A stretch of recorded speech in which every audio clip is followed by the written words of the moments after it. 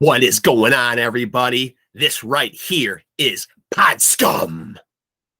This is the podcast where we dive into the deepest, darkest, murkiest waters with a plethora of legendary, that's right, legendary guests. I am, of course, your host, your bastard of ceremonies, the number one scumbag, Rex Ruger. That is Rex with 3 X's. Count them, R-E-X-X-X. I put the XXX in Rex. But you're thinking, where else do I know you as? You might also know me as the King of Sleaze. You might also know me as the hair metal high priest. And most importantly, I hope you know me as Diamond David Lee Roth Jr. because it's got to be undeniable. I don't know who the fuck could look at this duo right here and not say, ding, light bulb moment. I see it. Yes, Rex, you are the son of glam, the front man for the band. I just smoked a lot of grams. I'm your ice cream man. Mr. Wop, Bop, Blue, Bop, Wop, Bam, Bam, Shazam. Hot damn. Whew, I'm feeling good. I am feeling good. Just getting a text message from my upcoming guest here.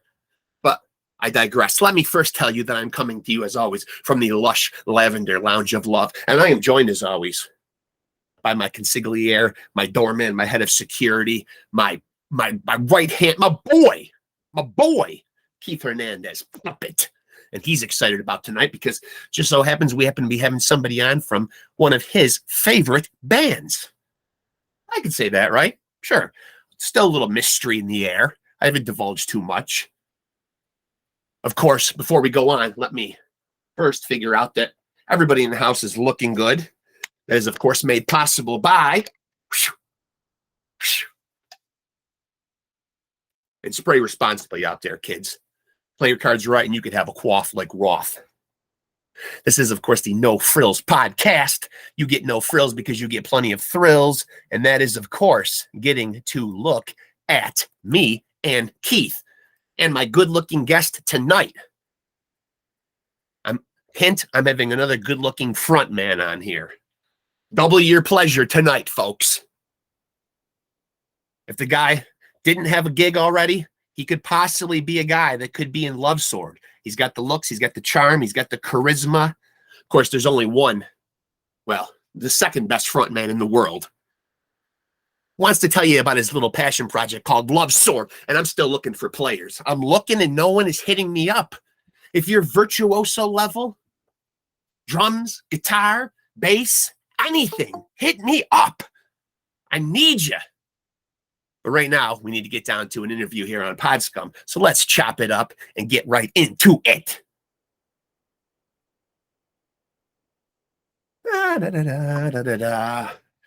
Nick the Quick. There he is. What's up, buddy? There I am, bro. What's good, did you do something special for the Mohawk for tonight's episode? It looks great. Nah, well, I mean, yeah, put it up. I know I'm talking to you, bro. Good stuff, man. Good stuff. Look at that thing, man. Nick HADE from RAHWAY. Everybody knows and has heard me rave about. I think they have anyway. I love RAHWAY. Oh, well, we love you, bro. I do, man. I just, you know what, man? I think the best thing about what you guys do is you guys seem to really get it. You know what I mean? It's not all about a lot of fucking bells and whistles. I don't have any bells and whistles on this podcast.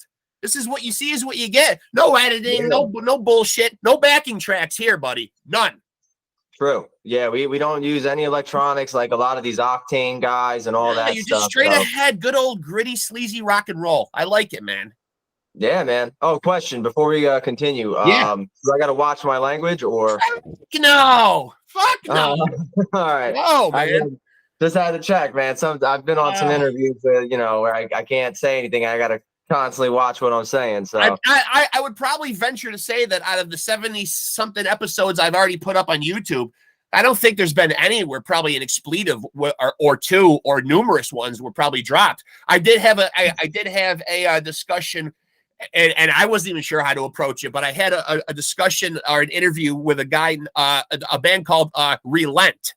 The guy's name is Miggy Sanchez. Great guy, but they are kind of like a very new metal sound, but very Christian oriented, man. So I was really trying to be on my best behavior in that interview.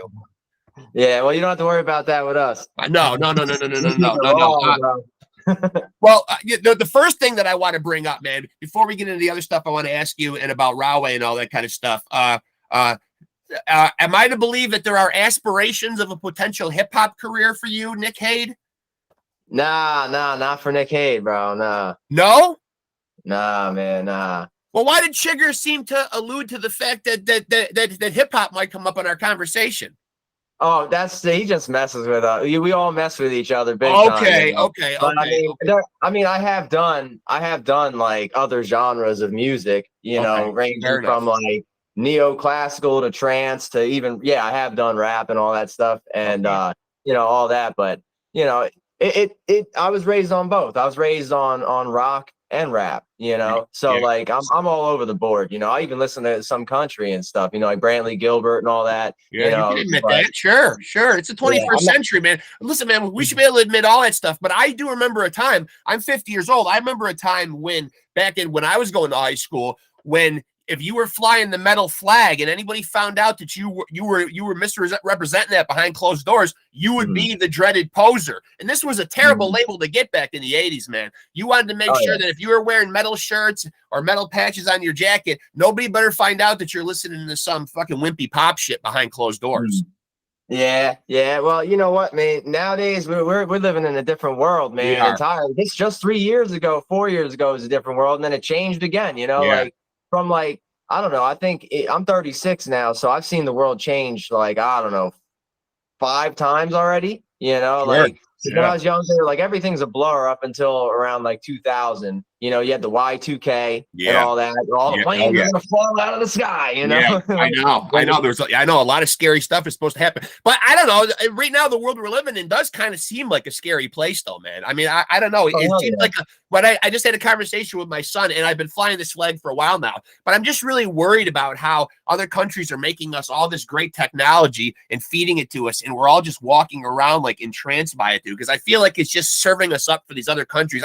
I got to believe that almost all the countries, the rest of the countries in the world, have got to fucking hate us, man. I mean, we're just a country of excess, and we know it, and we flaunt it, and this is why we're hated and loathed, I think. I mean, it's a very scary time, man. They're telling us, people, if you're over in Russia, don't make a big deal. If you're American, get the fuck out of there and come home. I mean, it's getting back to scary times again. Oh, yeah. Well, I mean, I think this has been building for a long time, but I mean, a lot of people think that, the U.S. is just like a giant marketplace now, and honestly, if you think about it, who makes up our country? I know. You're right. Everybody. So a lot of places, I mean, okay, so they might hate our country, for a bunch of different reasons, but they probably got family in our country. Sure. They bomb the shit out of us. They're killing their own people. Yeah. You know what I mean?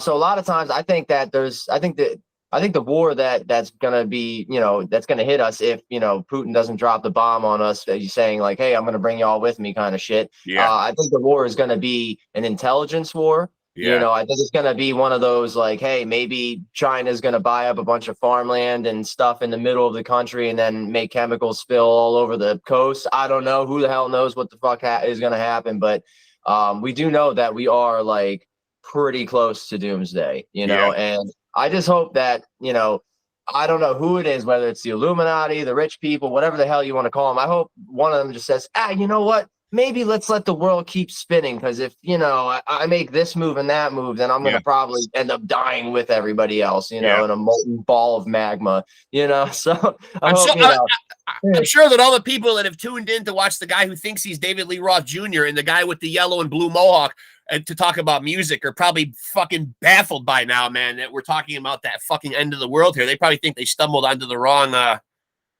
or maybe they stumbled on exactly what they needed to hear here tonight. You know what I mean? Like, you never know, man. You never know, dude. To go in a different direction and lighten things up a tad, man. How did you get into music, man? I mean, was this always going to be your direction in life, or did you ever fuck around and have ideas about doing something else? Well, I mean, when I was younger, I want to be a pyrotechnic engineer. Really? That seems very specific. That seems very specific for a kid. I was in kindergarten, bro. I love fireworks, man. I'm blowing shit up. Anytime I was able to. 4th of July came around. That's my favorite time. I was like, oh yeah, I can blow shit up, Yeah. But then I realized that, hey, that's probably not going to happen as like a full-time gig, Yeah. So I thought, like, I don't know. like I went through life, didn't really know what the hell I wanted to do. All I know is I wanted to be awesome and party and shit and have fucking wild time. So once my brother, he was actually, here comes that rap thing. My brother was a rapper and had like a whole crew of people that would sell out shows around here, like literally pack places like Brighton Bar and stuff to the fire code. And I saw that no one really came out and offered him a deal or anything. Some of them went on to do other big things, but still, like, nobody came around, found them, did anything. So I was like, these guys are trying so hard, and they are actually doing it, selling out shows. And they didn't get them anywhere. So I was like, yo, I don't think I want to do that. Like I like playing guitar here and there. Like in high school, I got a guitar and I fooled around. I learned, taps and all the sweeps and all that stuff. But like, I was like, I wasn't really like, planning on joining a band or anything. So when I hit college, what ended up happening is I got a job as an EMT at this place called Seabrook Village. It's like a retirement community, but it's like very upscale. And they had all these grand pianos just sitting around and everything. And so I just, I looked around, I was like, nobody around. Let me just mess with one real quick, Sure. Playing, and I was like, if I was a piano player, what would I look like? And I was just like, and I just started playing all this crazy shit, the only time I'd ever touched a keyboard or a piano before that was like in I don't know, third grade. My grandma got me a keyboard or something, and I learned like We Three Kings, The First Noel, and threw that shit in the closet, never touched it again. And so like when I sat down and started playing, I was just like making shit up on the fly. And when I stopped, all around me on the first floor and on the second floor above me, people were just clapping, going crazy and shit. I'm like, they're just being nice because I'm in uniform or something, And then I kept doing it more and more, and people started asking for me and asking me to play for them and stuff, like all these, and it would just always draw a crowd. And so one guy came up to me, and like the compliments were like so over the top. I was like, they're just being nice, But then when the guy came up, he's like, listen, I've been playing my whole life. He's like, and the dexterity and agility that you have in your hands, I could never play what you're playing. He's like, what you're playing is crazy. And I'm like, you know what? And I was in college at the time, so I was like, you know what? Maybe let me just switch majors and explore this, And at the time, I joined like a band with a couple other people and stuff, and it was just fooling around. I wasn't really serious or anything. But when I switched majors, I made the dean's list, got straight A's. Everybody in the whole music department, hated me because I just came in and I was just playing crazy ass shit, and they're just trying to learn how to get to where I was at already. While I was trying to get further, Right. And I found out that I'm a lyric baritone with a 4-octave vocal range from, I think it's like E2 to G6.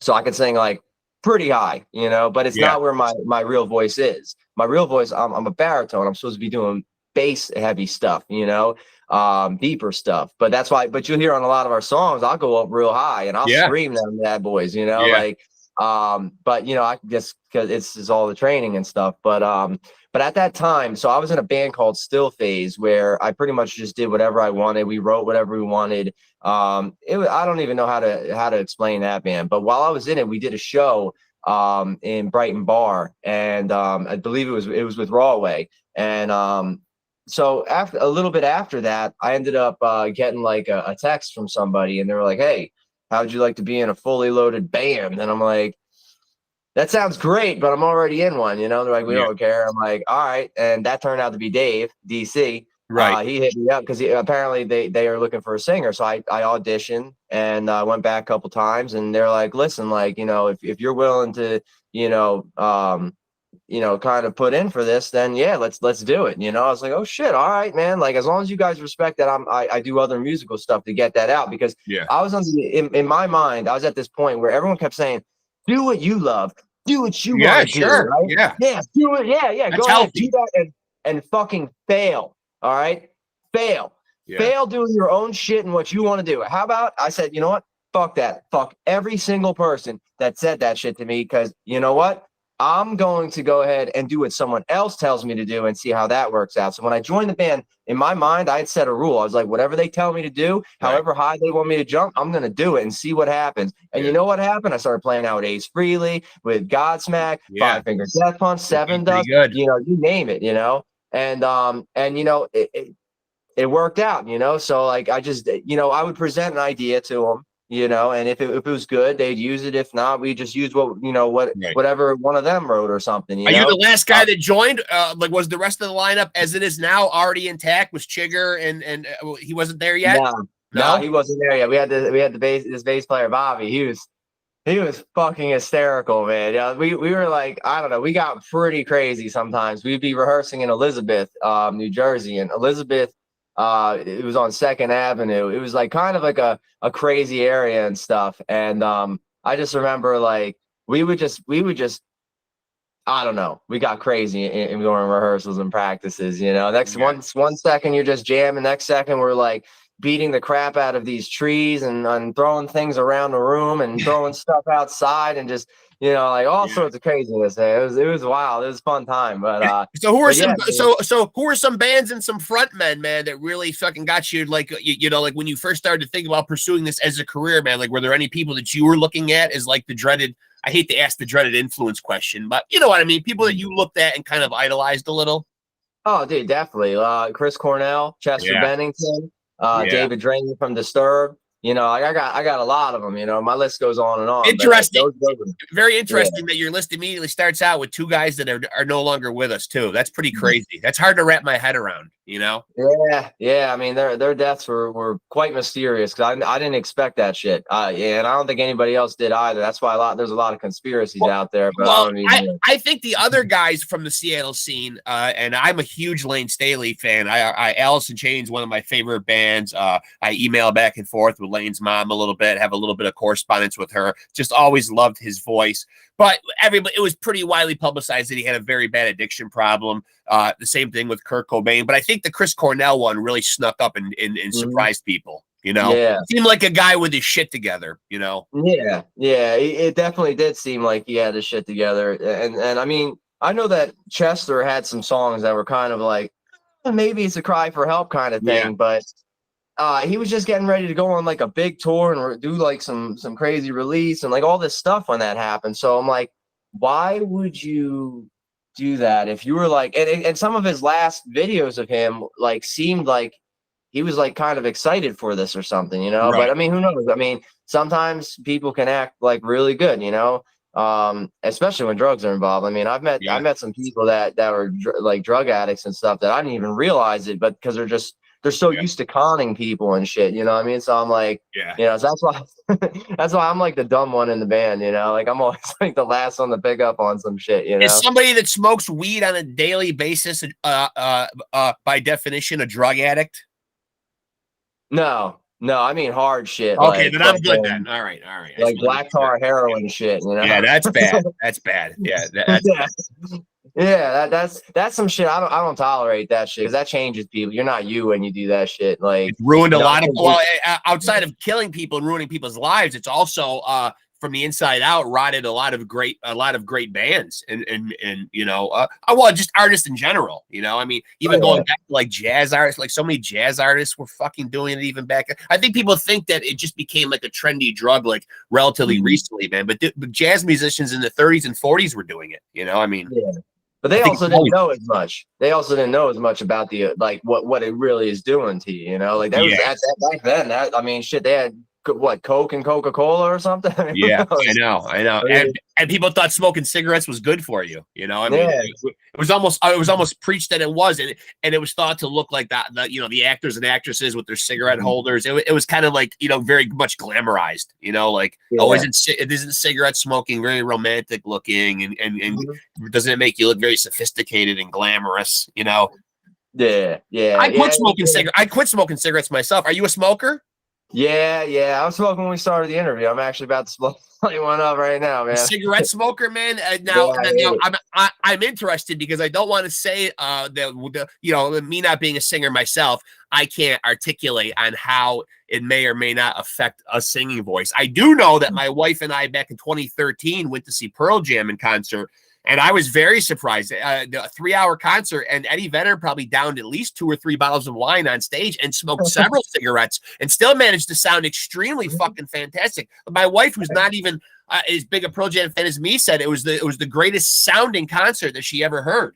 And we've been to tons and tons and tons and tons of shows. So for her to say that is, and I'd have to probably agree. I mean, I've been to more than her, so I maybe have it at the top. Maybe wouldn't be my actual top.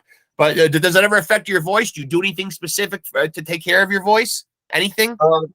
Well, no, it does. It really doesn't. It really doesn't. Because a lot of my stuff is scream singing. Right. So it's a lot of force and knowing when to hold back. Right. But I am trying to cut down first. Like I bought, I went and bought, like I've done the vape thing before. It didn't really work for me. It's too many gadgets, the batteries and the box and the juices and the all that shit. So like really, it didn't work for me because of that. But I found that using like the disposable ones or something like that might help. So I went out and got a vape. I know it's not fucking good either, but it's 3,996 less fucking things that you're shoving in your body. So I'm using what my idea is to basically, have a cigarette, and then the next time I want to have a cigarette, replace it with the vape. If I get in the car and you get that, use the vape instead and try and cut down. So that like I can eventually, because I mean I got other medical conditions that are really causing me to want to quit smoking. So especially knowing that we finally hit this starting line where we've been trying like we've been hungry for this for a long time, and we're right there at the starting line. It's like big shit, you know what I mean? So I'm like, why am I gonna jeopardize that and continue to screw my health up? When I'm just gonna try. But I mean, I'm dealing with a lot of depression and shit right now from a lot of random things. So like the cigarettes help regulate my mentality. I know it's a crutch, it's a weak thing to say, but like it is what it is. Like I mean, 1 second I'm on cloud 9 popping the question to my girlfriend on stage in Times Square, and then the next week I'm being diagnosed with an incurable disease. You know what I mean? So what's the incurable disease? Crohn's. Oh yeah.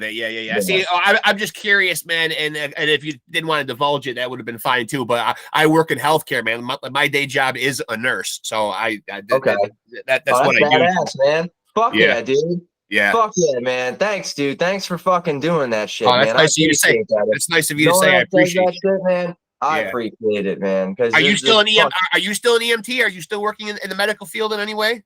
Nah, I got out of that shit. The last call I had fucking did me in, and the company I was working for, they turned sour. So, and they weren't listening to anything. They're pulling shenanigans and stuff. So I was like, you know what?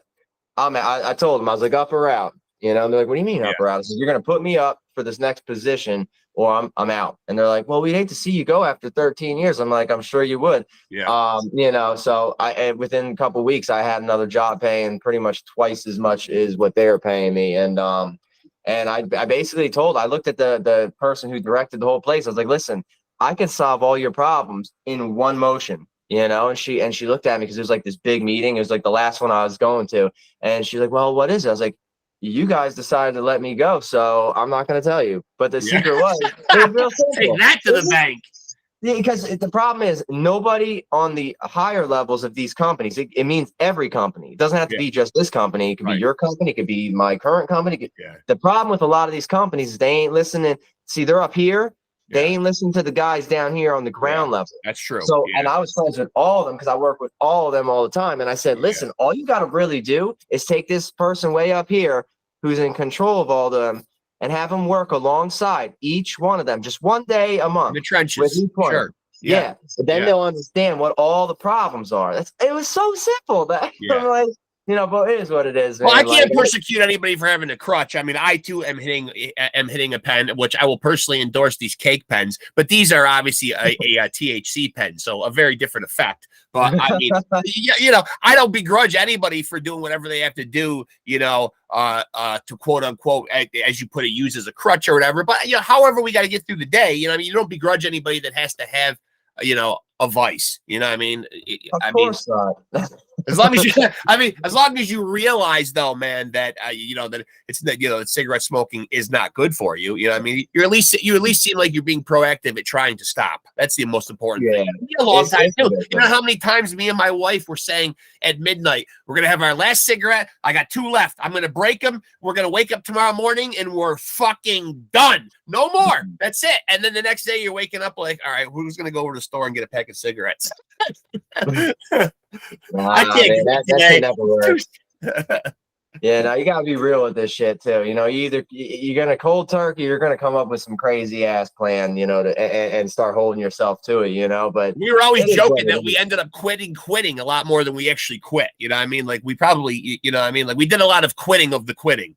You know, if that makes any sense. I guess it probably does to people that smoke cigarettes. I think they can understand and relate to saying, you know, I think most people that do it, I think they give themselves a deadline. Okay, like this Friday is going to be my last day of smoking, or you know, on Monday I'm done. You know what I mean? You set yourself these deadlines, and I think everybody deep in their heart, I think they want to, you know, they want to be obligated to it and actually try. But the thing is with those kind of addictions, and I believe nicotine's very addictive. It's one of the more powerful ones. But you know, I think that there is that psychological perception. Oh, I'm having a bad day. I need this to calm down. You know what I mean? You psychologically, I think people beat themselves with the smoking cigarettes. It really is 99% mental. Yeah, and when you come back even smoking even more. Yeah. You know? And the thing is like, you know what? A lot of us, we don't really hate cigarettes. We like the smoke. Like we like that exhale, that you know, feel it, boom, gone, you know, just that cloud, you know, all that kind of shit. And I think that like we don't like the addiction. We don't like the habit. Absolutely not. Into, you know, like so it's kind of like I don't lie to myself. Like I like smoking. I just don't like the effects that it has on my body. You know what I mean? Like if there was a cigarette that didn't cause all this crazy, you know, all the cancer and all that stuff and emphysema and all that shit, like, then yeah, I'd probably just smoke those. I'd smoke tons of them. Then I'd always be smoking them. But I'd budget out a whole bunch of my paycheck for that. But you know what? I'm not doing that for something that's going to kill me. I'm just, you know, but it is what it is. I do want to bring up that Chigger had kind of you know, kind of given me a couple of little key points, I think tongue in cheek and jokingly, of some things to touch on you with. He said that I should certainly bring up new metal. Is that something that is that a genre of music that you love? I would say so. Yeah, I would say I love a lot of different forms of metal. The only type of metal I don't like, and it's not because I'm not down with it, but like the satanic black metal, I don't really get down with it. Because I find the whole Satan shit nowadays be corny as fuck. I'm scared. I'm scared to own that shit. I remember I had a couple of Deicide albums, and I actually literally thought I got to get rid of these things, man, because I feel like if God even knows I fucking have these things, man, I'm only making potential trouble for myself with these things. You know, then you're gonna need to get rid of the Slayer, South of Heaven, all that shit. You need to get rid of a lot of shit, all the Slipknot. Because if you're 555, you know, you come on, like, but you know what, like, nowadays, though, music has actually transformed quite a bit, you know, because nowadays people are going for the vibe instead of the lyrics and the content. I think it's swinging back around, but like the vibe of shit is what's really like popping off. So like a lot of, you know, crazy death metal and stuff, you might not even know it's satanic because until you read the words, because a lot of stuff, you know, like you don't understand it. Yeah, exactly. Yeah. And honestly, I don't have time to listen to shit I have to read, like to know what the fuck it's saying. Like if I'm gonna like your shit, like I don't have to read fucking whole Bible worth of shit to know, like, oh, the lake burns with fire from the abyss or some shit. Like you know what I mean? Like I want to be able to hear it and feel it. You know, I'd rather make it simple, man. Like I understand when Motley Crue is just yelling "girls, girls, girls." That a guy like me can understand. You know what I mean? Like I get that. That's my speed. yeah. It's like, you know what though, like. Yeah. I'm an 80s glam guy, man. I mean, I did like a lot of 80s. I hate to even impugn it by referring to it as glam, and I hate the dreaded hair metal. I think even those guys do too, man. But I mean, it's just hard to think of anything else to call it other than just like, I'd really just call it just like 80s rock or 80s metal, you know, because I think that's less insultive. I mean, you know, to refer to them, you know, by the fact that they had hair or that they, you know, I mean, or that they happened to play in the 80s or they wore makeup. You know what I mean? Like, I don't think that's what they even wanted the focus to be on, but the 80s was a little more style over substance though. You know what I mean? Like it was more about your look back then, but now you look back and those songs are ingrained in the fabric of the world though, dude, man. So they were catchy. You know what I mean? There's fucking still strippers fucking getting out there dancing to Pour Some Sugar on Me. And there always will be. Yeah, man. And on top of that, a lot of the kids nowadays, they barely even know 90s music, man. And so a lot of artists are actually going back and they're pulling a lot of those hit songs out and redoing them and stuff. People are thinking they're brand new songs and they're really covers, or you know what I mean? But every era had its hits, it had its magic to it, you know, like I'm not like the hair metal, I'm not really a fan of like 80s metal and stuff. Some bands, yes. Some bands, no, you know, like the old school Metallica, Pantera stuff, like all that stuff. I totally get down with that shit, you know, but like there's certain things that I don't, you know, but I've also found myself listening to some bands that were around that time, like Journey and stuff like that, that are like different than that. You know what I mean? But it's, I don't know. I'll listen to anything, dude. But I think it would be fair to say though, man, that fucking style wise though, man, RAHWAY, man, you are in a band though, man, that if you were going to compare it to any genre though, man, you would compare it to, like, me and Chigger talked about this. Obviously, you could see the love for Motley Crue and other bands of that era. It kind of comes out in the music, man. You know what I mean? You definitely, it's there for sure. Yeah. Oh, definitely. And what we like to do is we can't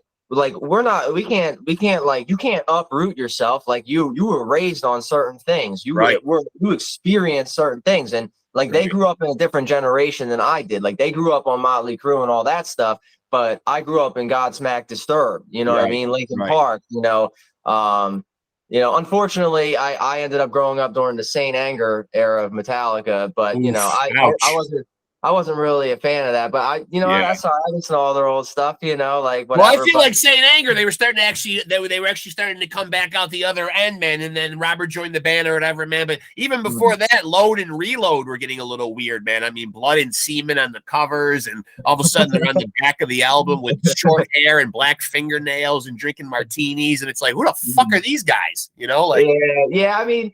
But you know what? I mean, every album they put out had some sort of hit. I mean, Saint Anger, I wasn't really a fan of. Death Magnetic reeled it back a little bit. I was like, all right, but now they're new. I don't know if you heard their new track. Crushing. That was fucking badass, dude. It sounded like they just like they got it this time. I'm like, all right, which song of theirs did they clone for this one? You know, I think they realize, man, that fans really like them, man, to lean like more towards like their thrash roots. You know what I mean?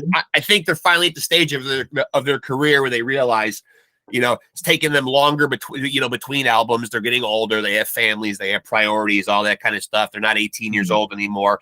And I think when they make them fucking albums now, man, I think they know that that's the formula that worked best. You know, you're gonna have so many more albums in them, dude, and I think they want to go out, man, like the way they came in, and that's given us like the Kill 'Em Alls and the Ride the Lightnings. I mean, you know, I get that they wanted to spread their wings a little bit, and they made the Load and the Reload, and took a lot of shit for the album that they made with Lou Reed. And when they went and did the Black Album with the symphony and all that shit, people were like, what the fuck are they? You know what I mean? But they still got to do what they wanted to do, and they did things on their own terms. And now I like that they're kind of bringing it all back again, you know? Yeah, you know, like I if they could go back to the Injustice for All time, you know, and you know, like you know, I'm fans of a lot of their albums, like Ride the Lightning, Black Album, you know, Master of Puppets, all that, you know, like I saw them in 2003 at Giant Stadium. Who they were? They were with Linkin Park. Let's see, Deftones, Mudvayne. I love Mudvayne. Yeah. And then who else? Oh, Limp Bizkit. And yo, dude, it was crazy, dude. We were moshing in the stands, dude. I got thrown down like 3 sets of 3 flights of like seats and shit, and like I went and jumped up a bunch and like jumped on some big ass dude, and he like threw me with one arm, and then I got burnt by somebody with a cigar, and we tucked a bottle of Jack between our nuts to get it in, and all sorts of crazy shit. Basically, all the shenanigans that go on at a Metallica show, and should go on at a Metallica show. You know, fucking go crazy. But RAHWAY is like, you know, we're a combination of a bunch of different elements. You know, like we pull some from the 80s, some from the 90s, some from the 2000s. We take all of it. We take the best parts of what we love about all those different eras, and we combine it into one solid piece. You know, and then what we do is we just, you know, we could, if we wanted, we could go ahead and do that Octane sound where we're putting down the electronics behind us, and we have that very same kind of formula and setup for the song structure and all that stuff, and then we do the auto tune with the vocals and all that stuff. We could do all that stuff, but then would we really be raw? We wouldn't be raw, you know. Like that's why, like I had said when I first joined the band, I thought, hey, you know what? like, let's get a backup guitarist, you know, to you know, and meeting up the riffs or put like different stuff, like kind of like Kill Switch kind of shit, you know, put that stuff in there, and let's get some double bass and all this stuff. And I was surprised because they're like, no, we like to keep it raw, 4-piece. You know, we don't need that. If we need that, you know, maybe that day will come. But and they're like, yo, if you ever watch Steve, our drummer, play drums, if you watch, some of the songs, all right, let me just tell you this. He does not use a double bass pedal. In some of the songs, it sounds like there's double bass. There is no double bass. He's doing that with one leg. His leg is like fucking lightning, Like this man has some sort of technique where he could just hit that. He could hit it so fast, it's ridiculous. So then when I learned that, I was like, all right, we don't need fucking double bass. If keep it simple, and the other thing that we discovered throughout the years of like jamming and writing together and all that stuff is like, just because you can doesn't mean you should. You know what I mean? Boy, man, I'll tell you what, man, from your mouth to God's ears, there's a lot of people out there right now that don't understand that and have no self-awareness, dude. Right. Just because you can doesn't mean you should. You know what, man? I think more people out in the world like need to hear that, because there are some people out there, man, just with no self-awareness at all, man, that really think that they're, I think the internet now has just made anybody able. I mean, case in point, even me to a certain extent doing a podcast. You know what I mean? Anybody can really go out there and take a stab now in making themselves a persona or a personality. Anybody can do it. Anybody with a fucking laptop can do it. I mean, you know what I mean? But there are people out there who even go even further. Like, I don't know if you know this character, and if you don't, looking him up on YouTube is a treasure trove of great comedy gold. But Corey Feldman, remember Corey Feldman, the great 80s movies? He thinks he's a singer, and he comes off looking like Michael Jackson. It's all very weird, but nobody is pulling him aside and saying you're not Michael Jackson and you really can't sing and dance at all. But he's going on and charging people and getting on stages, and again, just because you can doesn't mean you should. Hey man, you know what? If he's got to do cash grab to make some money, like, I don't blame him, man. I don't blame him at all. I don't blame. First of all, anyone who says like shit like, "Oh, you're a sellout." Well, fuck you, bro. What the fuck? Some of the shit is to do your dream and make money off of it, doing what you love, I'll fucking sell out. I don't give a fuck. I don't give a fuck, shit, or damn, bro. Like, you know what? That just means I wrote a hit song that fucking hit the charts and you fucking didn't. So sit your ass down, motherfucker. Like, you know what I mean? Like, I agree with you wholeheartedly there. I was always confused about like being like a quote unquote sellout in music. I think if I was thinking more of a purist, if I was coming from the standpoint of a musician, I would think, okay, it means maybe to not change my sound and stay true to who I am. But as far as going out there and trying to make money, I mean, you are doing it as a career. That is the point, I mean. Yeah, I mean, but look at Stone Sour and Slipknot. Like one time, my friend Chad, he went to one of their shows, and right there, right in the middle of the set, somebody was like, "You're a fucking sellout," all this shit, and he literally stopped the show and was like, "I'm a fucking sellout." And he pulls out his wallet and goes, he's like, "I'm a fucking sellout. Look at all this money I don't have in my fucking wallet." Like, he's like, give him his fucking take. Go back there. Give him his fucking ticket back, and everybody beat the shit out of him the whole way back. But like, man, what a shame! Like people will try to say he was a fucking sellout, and he wasn't. He was just doing something else. It's like if I do music on the side, it's to get the shit out. I can't every idea that I bring the RAHWAY and all them, like they're not gonna take every idea. So where do I get that out then? Right. You know what I mean? So that's why they're cool with me doing shit on like random stupid shit on the side and stuff, because you're stifling. You're right. Like, I don't know. And plus, I don't think it's fair. And plus, if you can exude that much creative output, and you think that it's quality output and you want to get it out to people, I mean, you may be having a side project and maybe making some of your best, most, genius shit. Like some of them side projects, like the Mad Season side project was almost better than Alice in Chains. Some people like the Temple of the Dog stuff, like more than they like Pearl Jam. You know what I mean? Like some of those side projects give us fucking fantastic albums. Audio Slave, bro. I like Audio Slave. Yeah, right. Bro. I love Audio Slave more than I love Soundgarden. I mean, Soundgarden hits me in a place that Audio Slave can't. Right. But at the same time, like, I grew up in the midst of Audio Slave. When they were blowing up. Velvet Revolver was around, like all sorts of shit. Like there is, so Shout out to Izzy Stradlin. Come on the show, Izzy Stradlin. Come on. What do I got to do? Beg? Hey, listen, man. I mean, that's just my own personal tirade, dude. I feel like Izzy is the forgotten. I named one of my cats after him, for God's sake. He's fucking a holy name in this house. I feel like, man, he got very little credit in Guns N' Roses, man. Slash and Axl really stole all the credit in that band. But Izzy Stradlin was writing some of those amazing Guns N' Roses songs. Just because you mentioned Slash, or who did you know? Velvet Revolver made me think. Yeah, I mean, but I've loved a lot of these. Like, I love when artists from different bands, especially rock bands, because rock music takes so much longer to make than any other genre, because you have to have a whole bunch of people come together, and then you got to nail the shit perfect and all this stuff. It takes so much longer to put out, even a 6-track EP versus, some rapper or something just grabbing a bunch of beats and boom, they can bang them out in like a day. Yeah. Like my son likes to rap, man. He's got a small circle of his friends, and they put up EPs and stuff. I'm not saying that they've generated any income from it. They all have jobs or whatever. But the fact that they can go make an EP of their rap music and put it up on Apple Music or up on Spotify or up on iTunes or whatever. I mean, pretty much anybody home now with a computer can be a musician, I mean.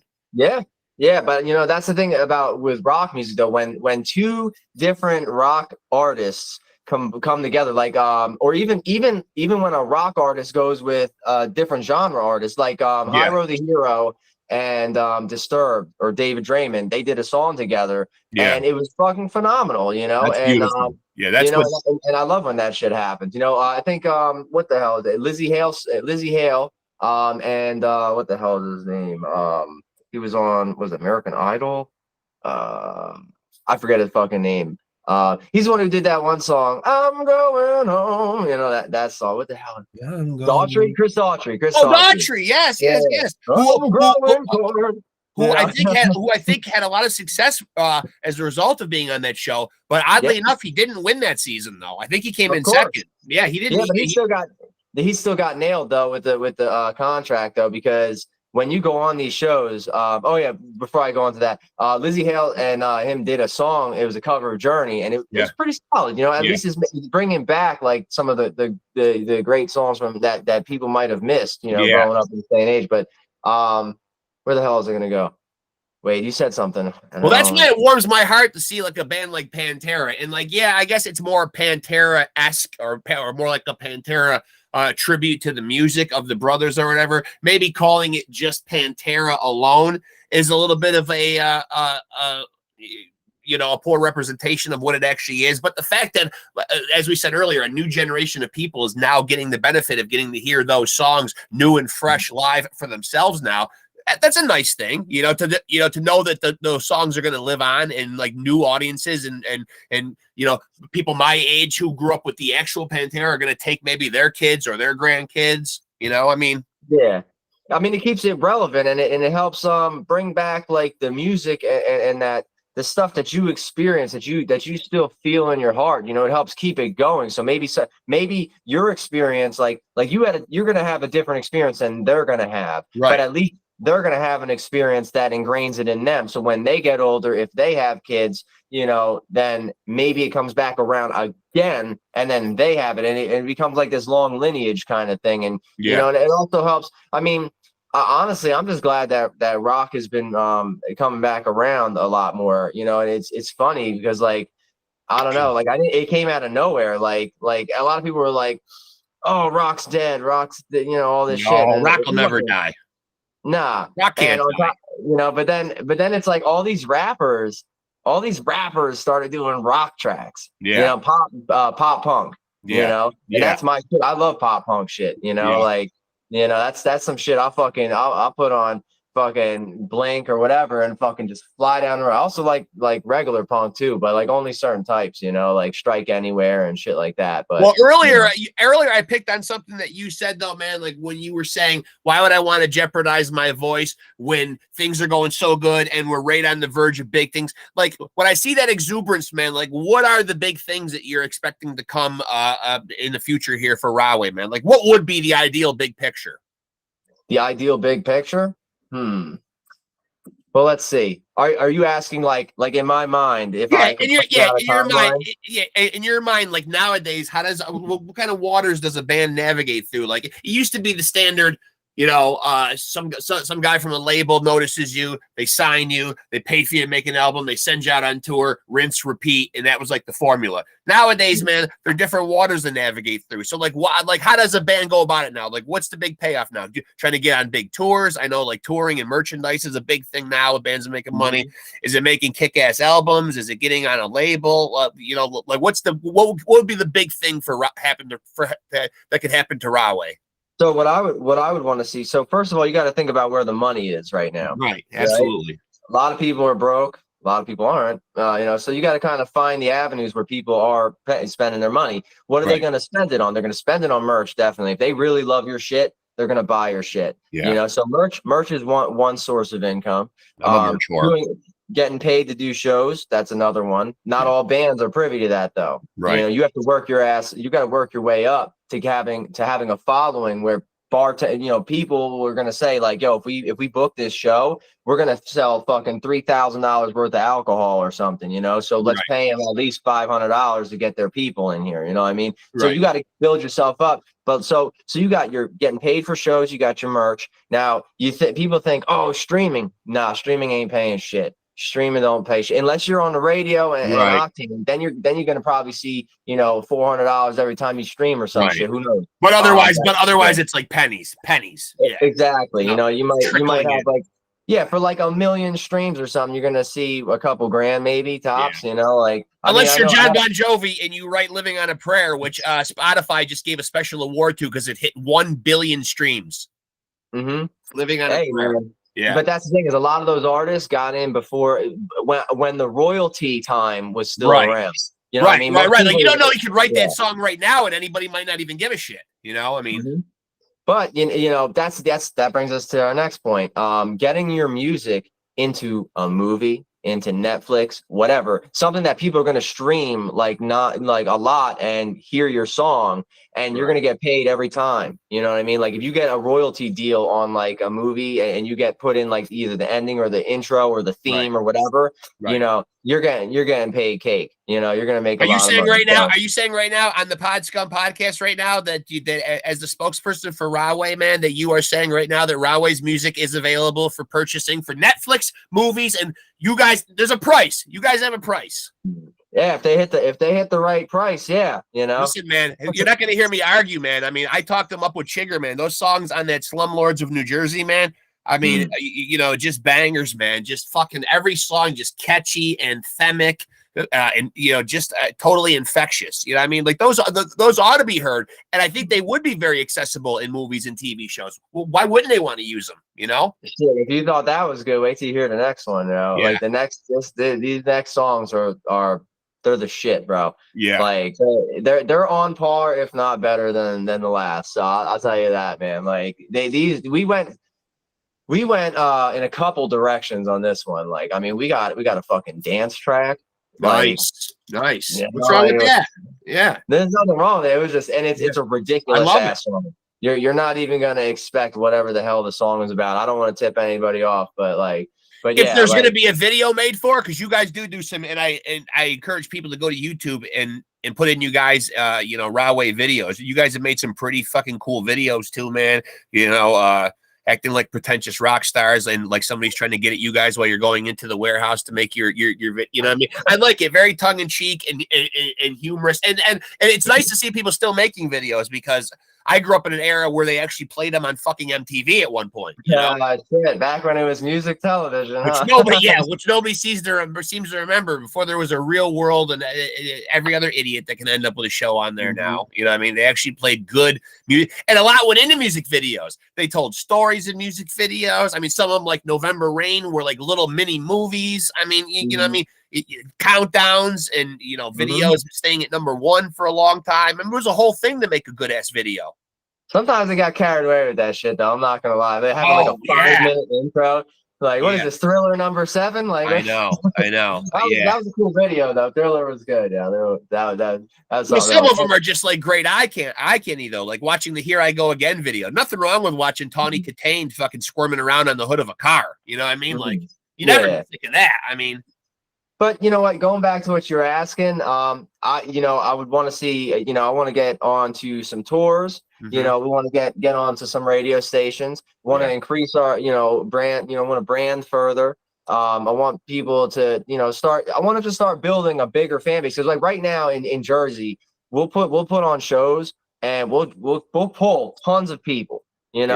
But because it's only us, like we have roadies and stuff, like we have a crew like that. Right. We really appreciate everybody that helps us, but like we only have so many hands to do so many things. You know what I mean? And because we haven't hit that crossed that threshold yet, where we're making enough money to quit our jobs, we still have to work day jobs and all that stuff. So what want to try and do is get more people onto us on social media, and then have them see, you got to get one of these like crazy fans. You got to get a couple of these so that they are like, you know what, Rahway, I'm going to make an Instagram Rahway band fan, or something like that. And then they start spreading your shit. Like we want to meet the people that really fuck with us. We want to meet the people that we make their day, and we'll treat them good. We could give them shit if they, they spread the word, might even do, who knows, maybe in the future we do raffles and shit like that. But right now we're at the point of converting the real people that come out to our shows into the social media, so people online can see that we actually do have a following, and we've made it here because we've been fucking doing this. I mean, the other guys in the band have been doing this fucking like 20 years, plus or something like that. So it's not like all this shit just came out of nowhere and we got lucky. Nah, like we put in a lot of work, a lot of time, a lot of money. We did a lot of shit. There was one year we did like 70 shows, and it's just like, so what I want to see is us go on tour, or hit even just like one-off weekend shots or whatever, and go out west, hit a bunch of those spots that I haven't seen. So we played up and down the East Coast and stuff. I want to go further, and hit, because there's areas that would vibe with our music. I know, because like in some of the side shit that I have done, people have hit me up, like they've gone to listen to my random bullshit, and then they hear Rahway mixed in there, and they're like, you're in this, you do this too? And I'm like, yeah totally unassociated, but like, it's my band, and they're like fucking all about it, so I know that there's other places that would fucking love to hear our shit and hop on the bandwagon. So I want to eventually do that, have a like a radio campaign going as well that helps spread further, get more merch sold, get more people on our social media, maybe even find some people that are really hardcore fans that want to help us out, and maybe have them join our team. It's not like we're boxing people out. We're not like, we are pretty tight knit and exclusive, but like if we meet somebody else that's like really down for the cause and everything, and like really want to fucking help, then like the more the merrier always, we're always appreciative of that. So the whole idea is to expand the brand to the point where we might have a movie deal or something where we, I don't know, like there's so many different ways to make money that, I mean, we could put out at some point $5,000 for a private show or something. We'll do a backyard barbecue tour. Fuck it. All sorts of shit, and there's people out there, like I know most people I know don't have that much money, but there are people out there with shitloads of money that would just throw it on anything. They just on a whim. So like, I want to kind of just become a household name in some way, shape, or form. And I also want to stand out too. Like I think what's going to make us is the fact that we don't like, I've heard that I sound like, Lane Staley and all this other stuff, which is a massive, way overboard compliment for me. Like that, I don't think so at all.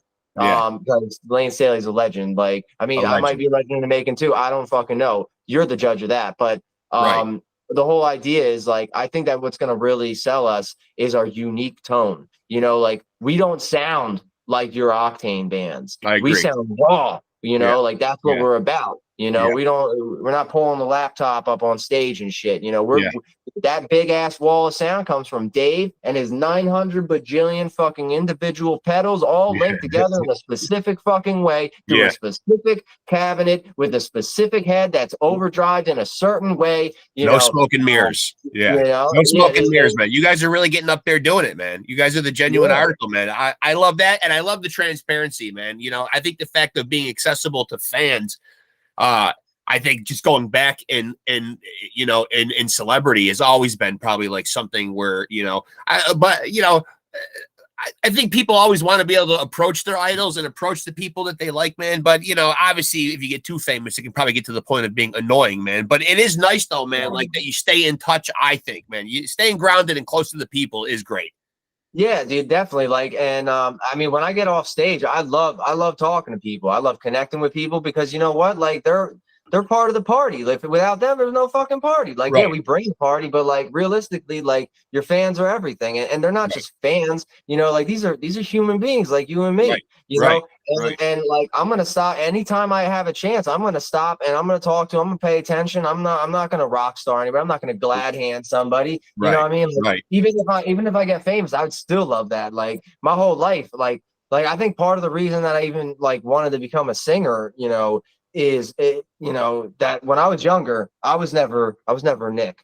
You know, I was always Anthony's brother, Tony's son, Chad's friend. I was never Nick. In a shadow, in a shadow, so to speak. Yeah, exactly. Like I was always overshadowed by somebody or something else, and you know, and I got tired of that, of you know, not being heard. You know, and, but you know, so that it is what it is, man. Like, well, I'm curious to ask though, since you brought that up though, man, because you know, growing up, like I just alluded to, you know, growing up in the '80s and watching videos, a big part of those bands back then, like, were the frontmen. Whitesnake, the David Coverdales, the John Bon Jovis, the Axl Roses, the Bret Michaels. Yeah, I mean, you almost knew the frontman for every band back then, man. But, you know, has it really changed that much, man? Like, what goes into being a front man now, man? Like, you've got the mohawk. You know, I'm not ashamed to say, good-looking guy right here, man. You look like you should be fronting a fucking band, man. But, you know, does a lot of thought really go into being a front man, though, nowadays? Is there a certain look? Like, do you do things like deliberate? Because obviously image is a big part of music, too. Well, yeah, there is. All right, so we live in a day and age where you're judged immediately. A lot of visual.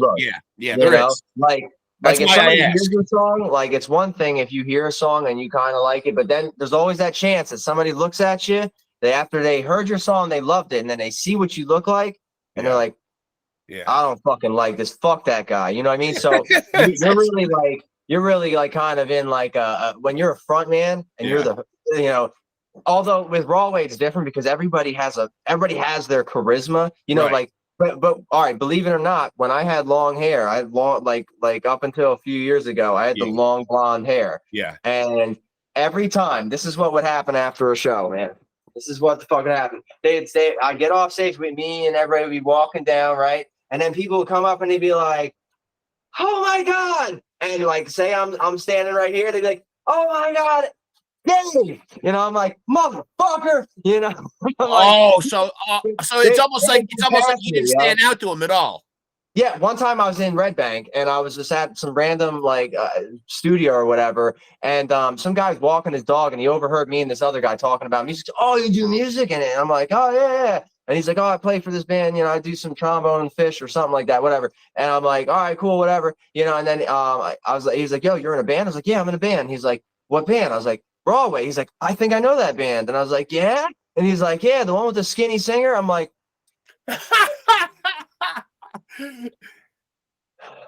listen, though, man, I still think that would be better than being Fat Vince Neil right now, though, and embarrassing himself. I mean, with all due respect to the Motley Crue, a band that I love. I mean, they are a shell of their former selves, and I know Chigger loves them as well. But I mean, it is what it is. When I was younger, I wanted to be fat so I get fucking jacked, dude. If I was fat, I'd be jacked as fuck, dude. I wouldn't even have a neck, bro. And then once your body starts putting muscle. But then once your body starts putting on weight and you get to a certain age, though, dude, man, like then you're gonna wish that you could get rid of it. It's always a vicious cycle. When you're young and scrawny, man, you want to put it on, and then when you're older, you want to fucking take it off. Hey, man. Also, as a singer, I would want to be fat too, because that means you have a bigger diaphragm, you have a more powerful voice. Look at Jelly Roll, bro. I don't know if you heard Jelly Roll, but Jelly Roll's got a mean ass voice, you know. I mean, but do you put a lot of thought into it though? Tattoos. You know, like your wardrobe, you know, the mohawk. I mean, you know, is there a certain look though that No, you just gotta be fucking awesome. That's it, dude. You have to have at some point in your life fucking sat there and said, "You know what? Like, I don't like what the fuck I look like. Right. So I'm gonna make myself what I want, what I feel on the inside. I'm gonna put it on the fucking out. You know what? Like I got tired of people fucking clowning on me my whole life up until 7th grade about this nasty ass birthmark. I got a birthmark this fucking big on the back of my head with a mole. And everyone used to mess with me all the time. Ugly ass kid. Oh, like, what the hell is that? It's nasty. Every day of my life, man. So I was like, you know what? Fuck that. So I got it cut right the fuck off my head. You know, and that's what you got to do. A lot of things, people wait around thinking that somebody's going to come around and do some shit for you. No, you got to make the moves. You got to make this shit happen. Ain't shit going to just fall into your lap. You know, like, yeah, I guess you would say that there is some that goes into being a front man. And that is, you have to be conscientious of everything. Every word you say, you know, like fucking nowadays, you get canceled real easy. You know what I mean? Oh, yeah. You say the wrong thing to the wrong person in the wrong timing, the wrong context. Even in no context, people pull your fucking words out and put them wherever the fuck they want. Sure do. Next thing you know, all the time. But being a front man, you are judged. You got to bring the energy. You got to show people how they're going to move to the songs, because sometimes songs don't, like RAHWAY is a definitely different type of band. Some of our songs have different kinds of beats. No doubt. If you don't really like bop with people and show them how it's going to go, they might not catch on. You might have like a Radiohead crowd just in the that's never fun. You know, that's lame. I mean, if that's your thing, then that's your thing. Like that, you got to expect that. But like me, I like bringing the fire, bringing the energy. You know, you got, you know, Chigger's always moving around DC. He's always sitting there doing his shit. Steve, if he could get up and walk around the motherfucker with the drums, he probably would. But that man, he's playing and he's singing and shit and pulling some harmonies and stuff for me. You know, like maybe what you got to do is you got to go out and get him one of those ones that they wear in marching band that he has to wear like that, and then he can just walk around the stage and he could play and he could like march around. I'd fucking pay to see that shit. But yeah, man, there is a lot that goes into being a front man. You gotta definitely be up on your appearance. So you gotta whatever band or thing that you're doing, you know, like you gotta embody it. You know, you gotta let people know what you're about. You know, like with RAHWAY, like I want people to know we're raw. Like I will straight up fuck up in the middle of a song or something and just keep going and just like, fuck you, motherfucker, because this is what you're not paying to hear a CD played. You're playing for that live element. I agree with sometimes that. I will stand right on the edge of the stage and just teeter, so you think I'm gonna bust my ass, and everybody can't stop. They're glued to me because they're hoping I fuck up. You know? Or sometimes, you know, we'll throw the beach balls out there into the crowd, and there's always that one asshole who just sees me, you know, and they're like, that fucking guy. I'm like, no, you don't want to do that. They throw it at me, I'll play along with it. We were at Starland Ballroom doing a show. I don't know whether it's Buck Cherry or whatever. And the dude did that. I saw him wind up, and I was in the middle of singing. And as he threw it, I like moved out the way, and to the snare hit, I fucking kicked the shit right back in his face. Nice. And I was like, motherfucker. But, and he paid for that too. He paid to get in there and have that happen. Dude. Like, you know, that's why I like using a wireless mic, because I like to flip my mic. You know, and I like to walk around. I'll walk right out into the crowd. I don't give a shit. I always thought that was sick. You know, when you're fucking just like walking out into the crowd and you're just fucking doing the songs with them and shit. You know, like that shit's awesome. You know. Yeah, that's a good look. I like when a singer does that too. Do you feel like before you go on stage that there's a transformation from the Nick that you are when you walk around in your daily life and at your day job, and that you transform into somebody else when you go on stage? Are you that type of performer, man? Like where you almost feel it? Yeah. Well, the thing is so you knew that I used to be an EMT, right? Yeah. So you know that a lot of times with EMTs, you're sitting around waiting for calls, right? So when you're sitting around waiting, you're gonna go from 0 to 100 in a split fucking second, right? Yeah.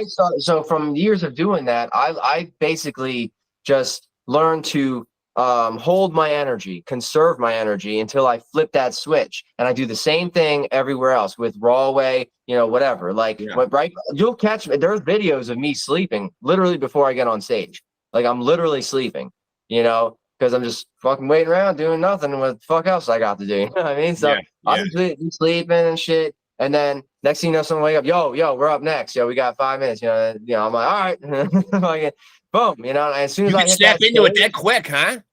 Yeah, dude. I go 0 to 100 real quick, dude. Like, because I'm just so used to that. My whole life has been like that, you know. And life is always like that. Like, breathe in, breathe out, and that's how fast life can change, man. You never know. Like, so it's the same concept with everything. But yeah, like Like that's definitely what it is. I just flipped the switch. You know, I'm conscientious. I always loved Mohawks. I had Mohawks in high school and all that stuff. But then I had to get a job, and they didn't allow me to have that. I'd still bleach my hair and do all sorts of crazy shit, but I'd have to wear a hat and all this other shit.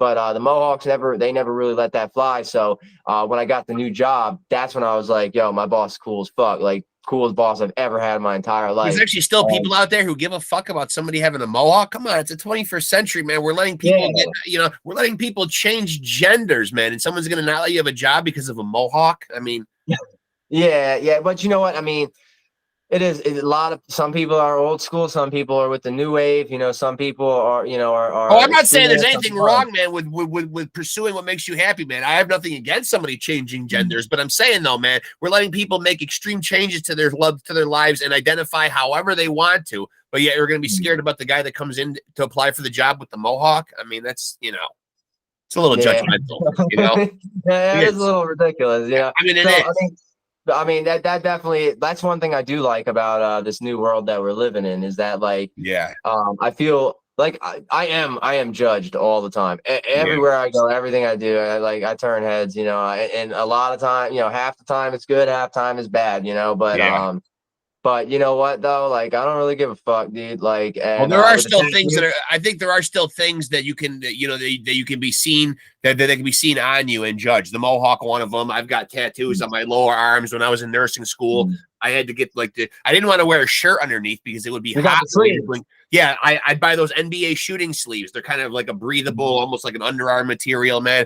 But just the fact that it's like, look, I'm a good nurse. I'm good at what I do. If the fucking tattoos on my arms are offensive or they get in the way of me doing my job, I'll gladly cover them. You know what I mean? If I had something terrible and offensive on there, I could understand. But I mean, the funnier response would be like, hey, if you have a problem with my tattoos, then fucking die. Yeah. That's a bit harsh. That's a bit harsh in my field, Nick, to really get away with saying that. I mean, but it's hard sometimes to. I know, man. I know. We all keep that shit locked up, man. So we don't have.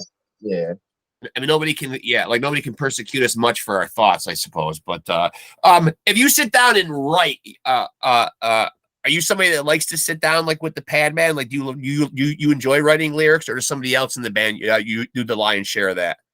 It really depends on what era of RAHWAY we're talking about. I mean, because when I first started, like I said, I was just doing what they told me, and I bring a little bit of my own flair and stuff like that, but nothing too crazy. A lot of times Steve would end up, the drummer, he would end up being heavy in on the lyrics and stuff like that. But as the years went by, we all started kind of like putting in more, I mean, it kind of evened out where like I would write a couple things, or like somebody would present a riff or something, and then maybe Steve would have an idea for a melody, and then I would have an idea for lyrics or whatever, and that's how Stone and Strong and a couple other songs were written. We kind of meet in the middle now, and it seems to be working better, because like a lot of the older stuff, like you'll notice that there's a difference between the older RAHWAY stuff and the newer RAHWAY stuff, and that's because like we finally, like, we evolved, like we got the glue, we got everything's together now, like we're like we're a well-oiled machine,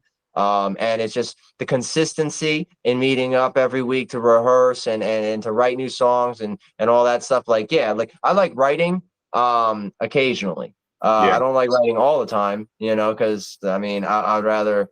I'm not the type of guy who wants to sit in a studio and just write tons and tons and tons of tracks. I would like to give them wings and see them out there and give them to people. You know what I mean? Like, so like I do like writing. Like I like writing my own shit. Like I'll be flat out honest. Like I like writing my own shit. I don't like having to take someone else's words and their feelings and try to make them my own, because it's not my own.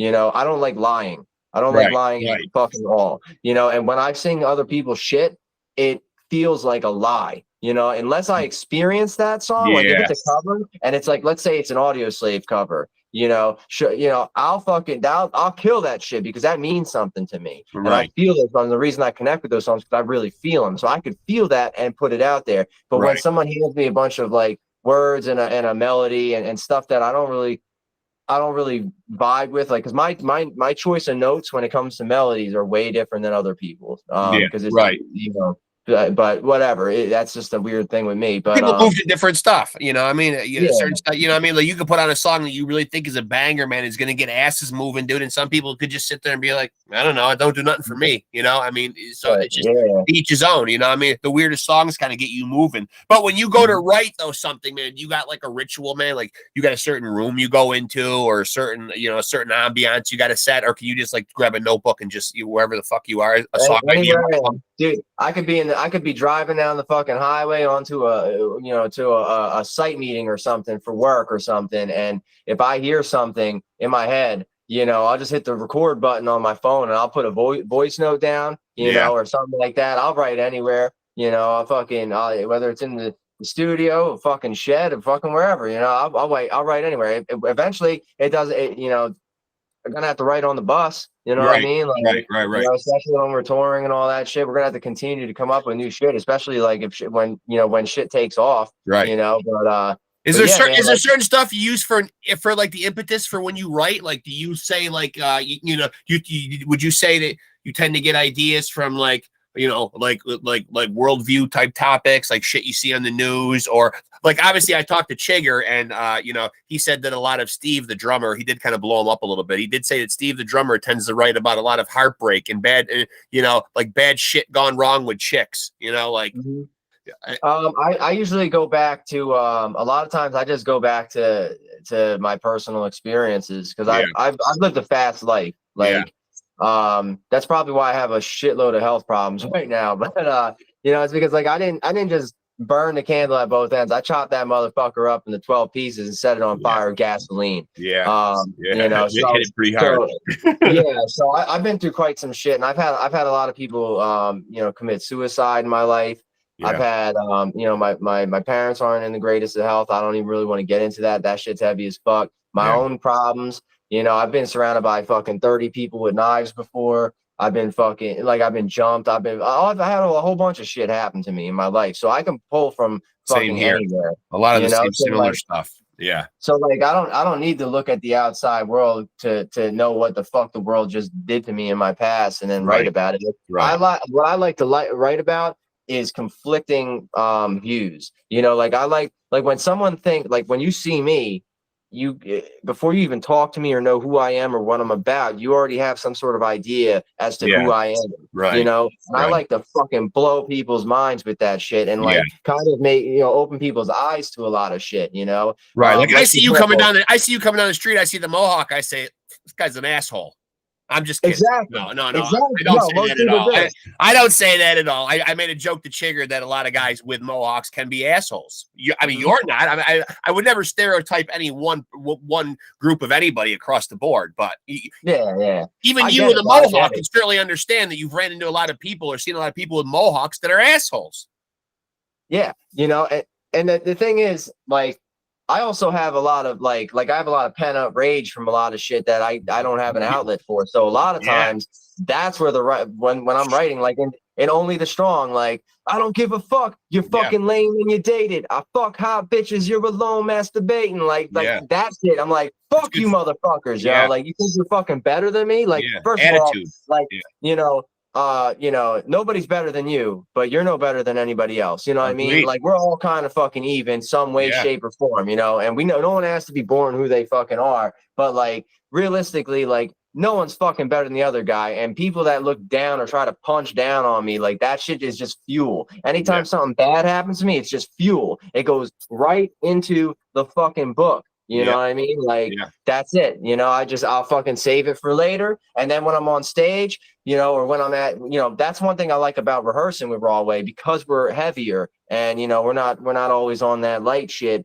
You know, I get to get that aggression out, you know, like, you know, my girl and I, like, we'll do like MMA training and shit on the side, you know, and that helps with some, but you can't really, like, you don't really want to fucking wail on somebody that you're training with, you know what I mean? And like, really like you obviously have to go 100% at some point so that you get real training in, like when you're sparring with people and they say, yo, go, you know, or you're testing out or some shit like that. That's one thing. But like a lot of times they just don't have that outlet to fucking get that shit out. And RAHWAY, like when I fucking, you know, just go in there and just start scream singing and all that shit, you know, I actually have to reel it back sometimes, because if I scream too hard, I'll fucking feel like it in my neck and shit, like I'm about to have an aneurysm, you know? Yeah, like, yeah. But that's healthy. That's healthy, I think, though, man. Look, you know, like the fact that you have a creative outlet, you know, because, you know, a lot of times if you don't find a healthy outlet, then what? Then you end up being some fucking school shooter or something, or some fucking lunatic who leaves it all bottled up. I think, you know, embracing it and getting it out through some kind of artistic endeavor, certainly healthy. I feel like I don't know if you saw Chris Rock's newest stand-up, but he made it very simple. He was like, yo, people are obsessed with attention, yo. That's why a lot of these school shootings and shit are happening, because you know, it's like the Hitler thing, you know, oh, he didn't get into art school, so he fucking carved up the goddamn world. Like, you know, it's like it's the same kind of shit. A lot of these kids and stuff, like, it's not they're not like being taught in a similar manner that a lot of us were, or not learning things the right way. There's not the experiences, like, you know, that you would have as a kid aren't the same as they used to be, because like people are a little bit more sheltered now. There's more helicopter moms, lawnmower moms, all that shit. You know, a lot of Karens. You know, and yeah, and you know what? Somebody said, I don't know where I saw it, but it was like a poll or something, and it was like some sort of like article, and it said, you know, they asked 3 different teenagers or something, or like 18-year-olds, one from Germany, one from Russia, and then one from America, and they're like, what's the scariest shit that, you know, like you've had to deal with lately or something like that? And they asked the German and Russian kids, and they're like, somebody like got shot on the subway or something, or like there was a fucking, you know, 30 people got killed in a mass shooting of a gang thing or whatever the fuck, you know. And then they asked the American kid, American's like, I had to take an Uber by myself. Like, what? Like, I couldn't get an iced latte this morning at Starbucks on my way to work. So I'm like, yo. And then you wonder why at the top of the interview I said all these countries fucking hate us. It's like that kind of entitlement and access to everything, but yet a wanton recklessness. Yeah, I mean, like, we'll throw away in the course of a day, man, like what would feed a whole fucking third world country. You know what I mean? And just excess, and I think that's always how we've been viewed. Have way more than we really need, and just, you know, greed. You know, I mean, that's not completely like all the way true though, because we have some really poor part. A lot of our states, every state that we have has poor people, like tons. I mean, big pockets. Still way more of it than there should be. Absolutely, yeah. But the thing is that the media only shows you the exciting things, right? You know, the shit that you're like, oh my god, what the fuck, you know, like the Island Boys and shit. You know what I mean? Like, they're not showing you like this guy that developed some fucking, I don't know, the mechanical contraption that can take the place of trees, you know, and give us fresh air or something. They're not showing that shit. You know, they should be, you know, but like right now, like the media is idolizing like a lot of the wrong shit, you know what I mean? And I feel like no one's really coming up with a big game plan to fucking solve a lot of this shit, or the ones that aren't being heard because they're overshadowed by, you know, the guy eating spaghetti out the toilet. You know what I mean? Like, the fuck you expect? You know, of course we're gonna drop. We used to be the major power in the world, but now because, you know, everybody wants to be, you know, a musician or an actor or something, they don't want to be a fucking plumber. They don't want to be an electrician. But guess what? You know, the funniest part about that is those guys make fucking bank. And I tell every single motherfucker that I come across that's like, I don't have a job or I'm poor, I'm like, yo, get your ass to a local electrician or plumber and ask to be an apprentice. And they have stability, man, because even though technology, you know, pushes a lot of people out of their jobs, a lot of those jobs, you'll still always need the human factor. You need the analytical thinking, man. You need a guy to come in and work on your fucking toilet or your plumbing that actually can get in there with tools, like not just like a mindless robot, you know? I mean, exactly. There'll always be a need for a job like that, man. You'll be able to do that job your whole life, you know what I mean? And like always be gainfully employed, you know? Exactly. Even if they come up with like contraptions and machines and shit to take the place of a lot of the components of, I don't know, a water meter pit, you're still going to need the guy who's going to come out and install the shit. You're going to need somebody to pour the you know, like, yeah, maybe one day that there will be Skynet and there will be machines fucking everywhere doing everything for us. But possibly maybe that'll make it so we don't have to work so much and we can actually work 4-day work weeks instead of fucking 5 or 6 or 7. You know what I mean? But still, I think the human factor still needs to exist, man. Like I'm fortunate enough to work in healthcare, like where I also think some critical thinking is involved.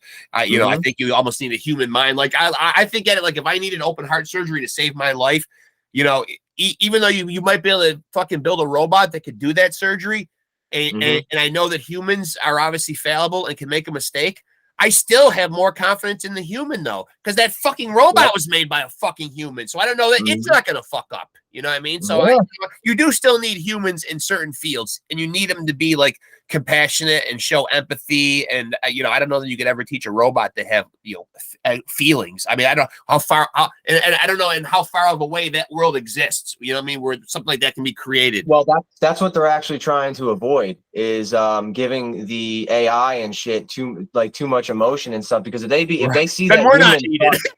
They're gonna kill us. Yeah, they're gonna be like, you motherfuckers trash this planet. Now I know who I am. I've seen myself in the mirror and I know I exist. Yeah, y'all fucking dead. Yeah. You know what I mean? Like that's why they have when they do the programming, it's called ethical coding or some shit like that. Yeah. Where they try to keep that stuff in mind, because everyone's seen the movies and we all know, you know, that's one of the ends of the world. Shit, you know, aside from you got the meteor, you got the volcanoes, you got computers, you got aliens, you know, you got the sun exploding and shit like that. You've got fucking anarchy and all that stuff. Like there's a bunch of different ways this world can go down. But the good thing is that there are still people out there with brains in their skulls that still have empathy or have a heart. You know, that even though they've been beat up so much by this terrible ass world, you know, they still want to, you know, do good things, you know. So that's what I'm grateful for. The one thing that I perked my ears up and heard a few minutes ago that you said was practicing MMA. I'm a big combat sports fan. I'm a little past the, you know, the point of being able to train anything that physical or whatever. I'm more of like a purist. I really like boxing more, but I do try to keep an open mind when it comes to the MMA. I did just go, I don't know how often you watch the fights. I did just go watch the John Bones Jones one. That was pretty good. Oh, I didn't see that one. Didn't last very long though, man. I think I watched more hype videos than the fight even lasted. I mean, it's nice because down here in upstate New York, where I'm living, they'll actually let you pay $20 and they'll show you. You can watch the prelims at home, obviously, on like Spike TV or whatever. But they'll show you the 5 main fights on the movie house. $20, not bad at all.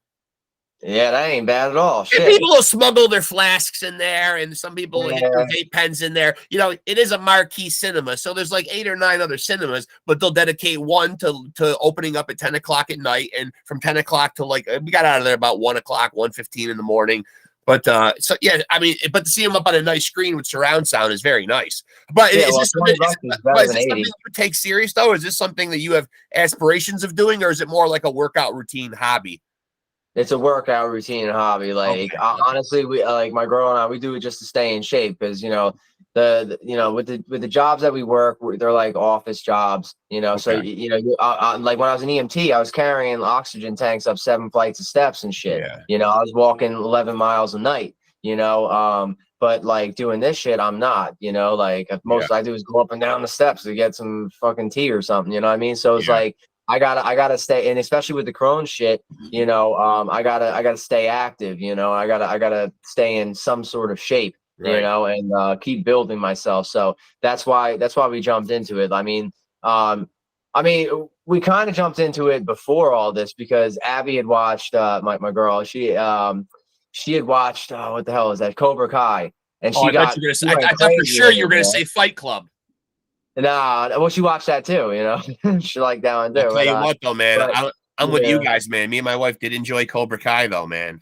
Well, I mean, it was good, but I mean, when it ended up like this because this is when COVID happened. Yeah. And we were working like in the same room, and like the next day or something, she was just like, "I'm gonna look up places," and I'm like, "Okay." And then 5 minutes later, she's like, "I found one." I'm like, "Okay." She's like, "I'm calling them." I'm like, "Okay." And she's like, "All right, we're going there tomorrow at 12." I'm like, all right, fine, fuck it. Like, you know, I don't give a fuck.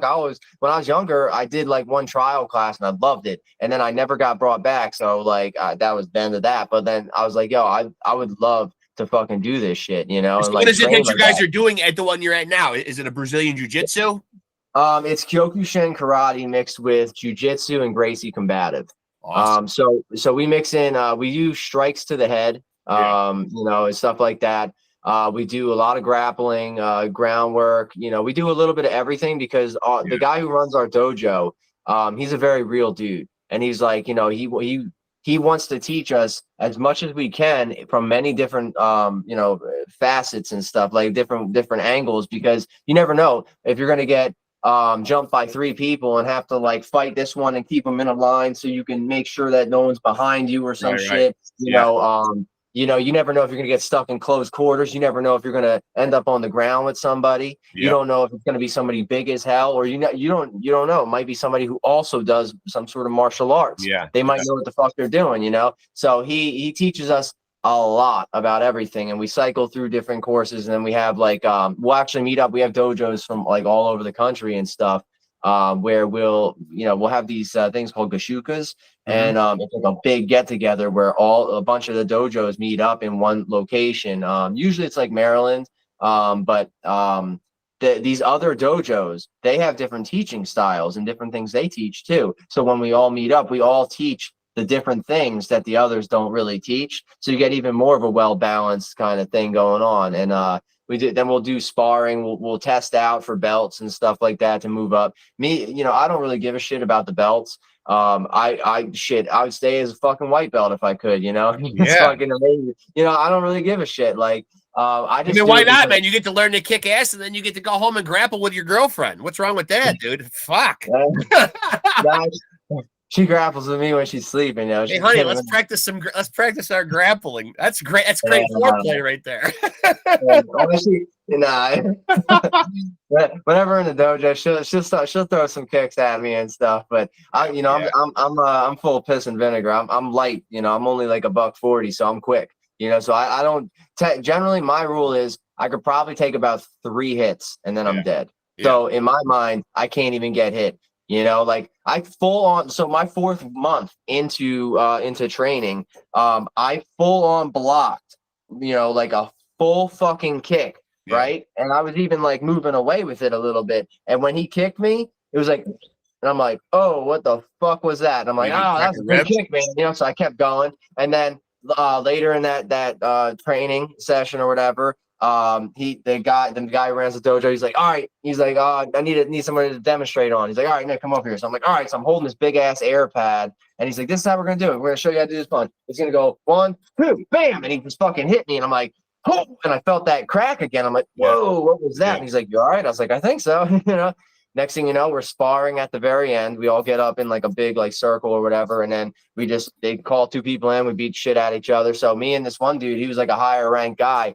I had been trying to get something, and finally I caught one of his legs, right? And I'm like, yeah, motherfucker, got you. And I grabbed him, and then he grabbed me, and he just smiled, and then he went backwards and threw me across the whole fucking dojo. Like you see in the movies, like in the air. I went and I saw the heavy bag, so I figured I would roll and then stand up my back to it, and I just missed it a little bit, but somewhere between that kick that I full on blocked, getting punched and then thrown across the room, I broke a piece of my spine, and it was my floating rib, and what the hell do they call that shit that holds the rib? I can't remember it. It's some sort of crazy ass name, but so basically I went to the doctors and everything, and they're like, yeah, it's broken, and I'm like, all right, so do I not train? They're like, actually, because it's broken, you have to train. Otherwise the tissue will start like kind of dying and not be usable. And that's where the whole, and in cases, you know, the connection of the rib and spine, all that stuff. So I was actually still training with a broken rib too. Is there anything that made you worry about how it could affect you as far as like singing, or did you have to take any time off from being able to practice singing? Because obviously you're doing a lot of inhalation, exhalation if you're singing. Well, I got lucky. It was the floating rib. So it wasn't one of these. Okay. It was in the back. So it just felt like a weird muscle thing or something, you know. So, but yeah, that was it. But yeah, I just do it just to stay in shape. I'm not trying to compete with anybody because there's people out there that are fucking monsters, dude. I was hoping maybe right here on my podcast you would call out Jake Paul and be able to take care of him, man. I'd like to get rid of him, man. But he just got beat anyway, though. So I mean, Yeah, that's good, man. Yeah.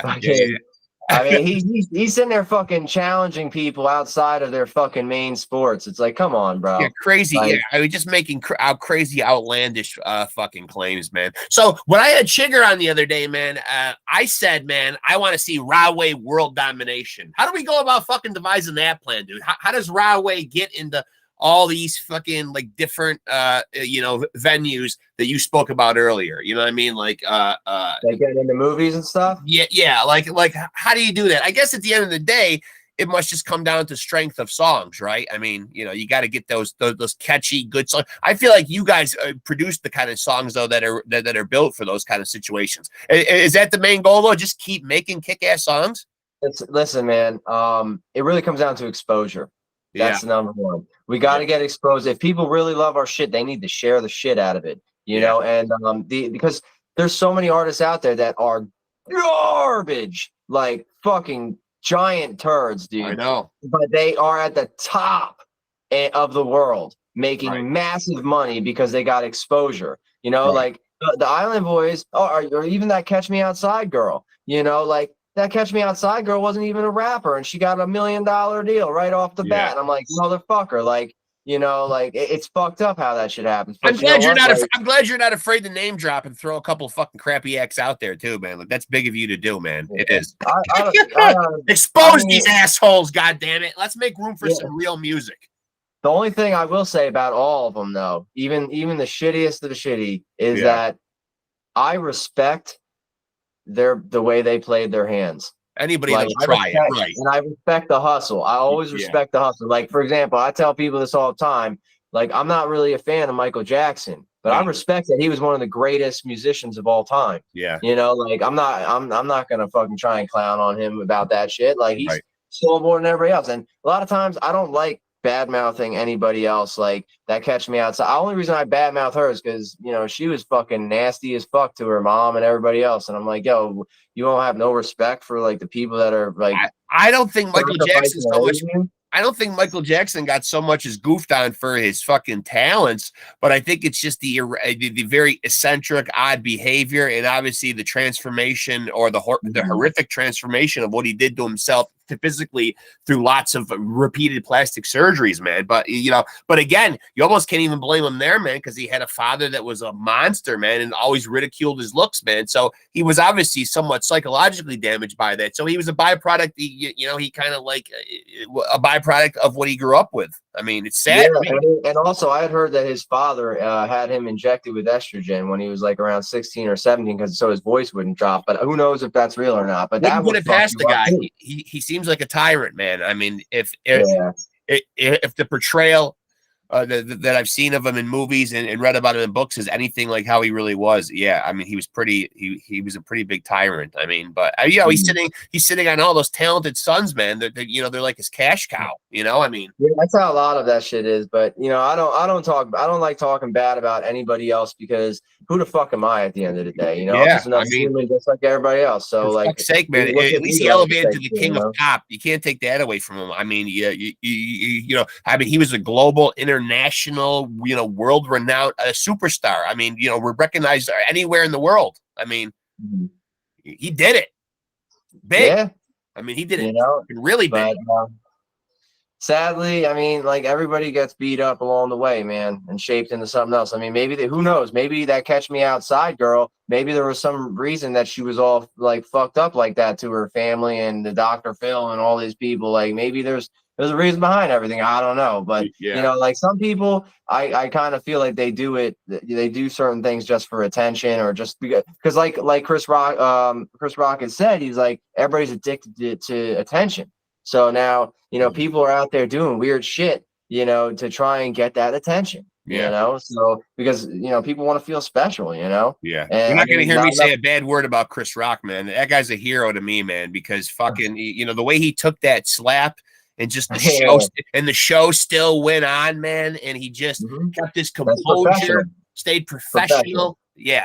Just a classic. That's what we do. Like, that's the same thing that RAHWAY does. Like, if some shit pops up or happens when we're doing a show or we're out and about, something goes wrong, we're gonna handle it professionally. Like if something fucks up, if I fuck up the words, or somebody fucks up on guitar or bass or whatever, if something happens, like we handle it professionally. You know, I'm not gonna fucking stop the show and be like, hey, you fucked up or something. You know what I mean? Or I'm not gonna like you know, like if I saw somebody in the crowd or something and they just went down, you know, no idea, maybe they're having a seizure or something. Like I would continue doing what I'm doing, but then I'll be like, yo, you know, I'll be like grabbing the security guard and pointing over there so that they can go and help them, you know, and just keep the show going, keep people's eyes and up at me so they don't fucking start a panic or some crazy shit over there. You would not pull a Travis Scott and stand there and watch him die.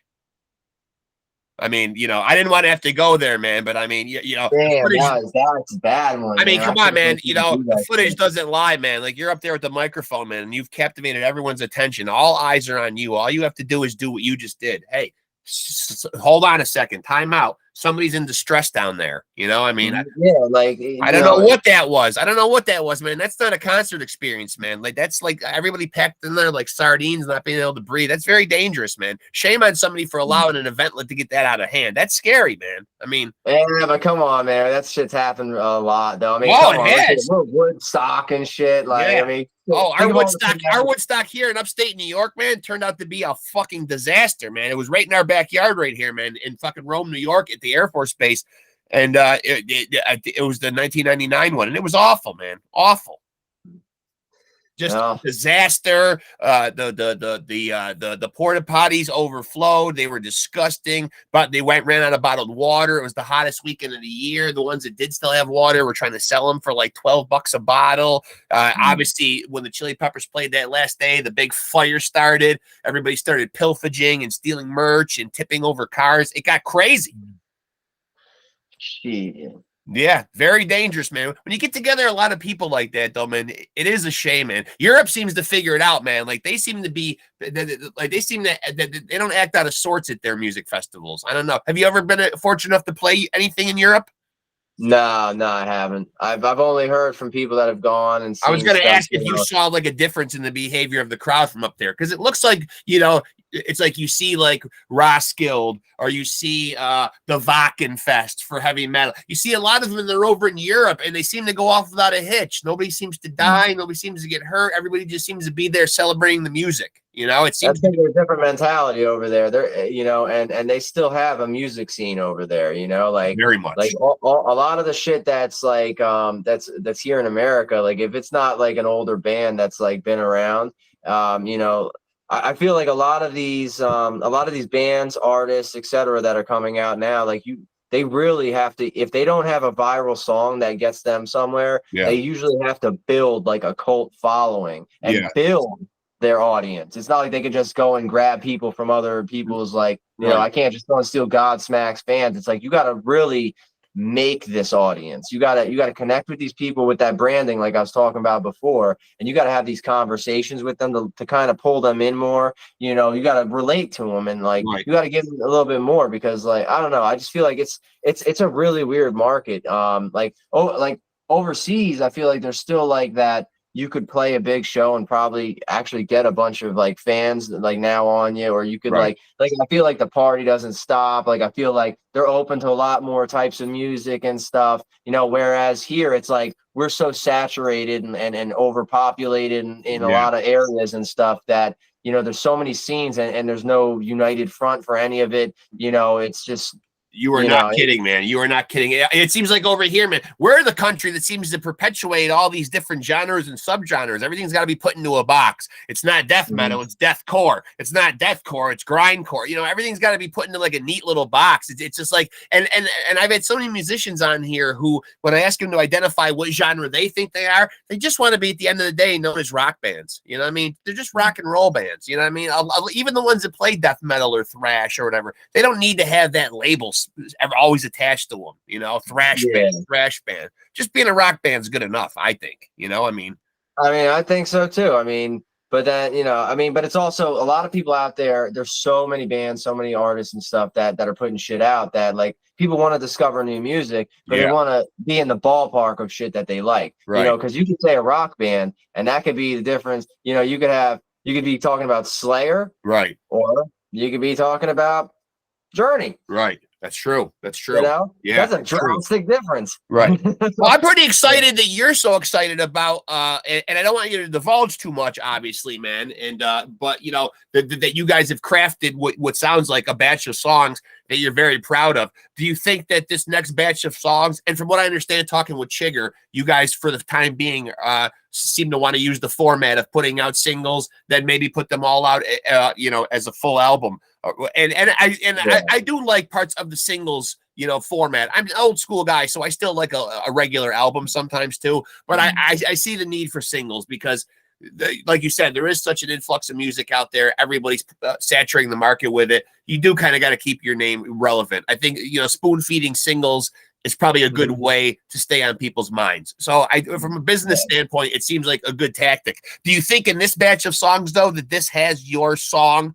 You know what I mean? How you were talking about that song that really has to get ingrained, you know, into the fabric of, you know, of the media in the world. Do you think it's going to be in this batch? Yeah, I think that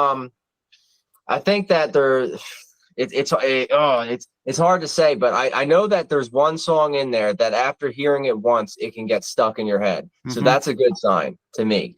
I also know there's another song in there that is just so different and dancey, like that dance song. That one also I feel will get stuck in people's heads one way or another. So I feel like that one has a good chance. I thought Sugar was very good, and I loved the video, and that everybody like appeared in it. I told Chigger as much, man. I would even as far as to say that I think that's you guys' home sweet home. I like Crew reference, you know. Yeah, I don't know. I mean, honestly, this next album, I feel like there's two songs in it that I personally feel can go. One of them is the one that you get stuck in your head after hearing it once. That one I feel is definitely like the one, in my opinion. When it comes out, I feel like it's gonna be our closing song, and it's gonna be our arena anthem. I feel that.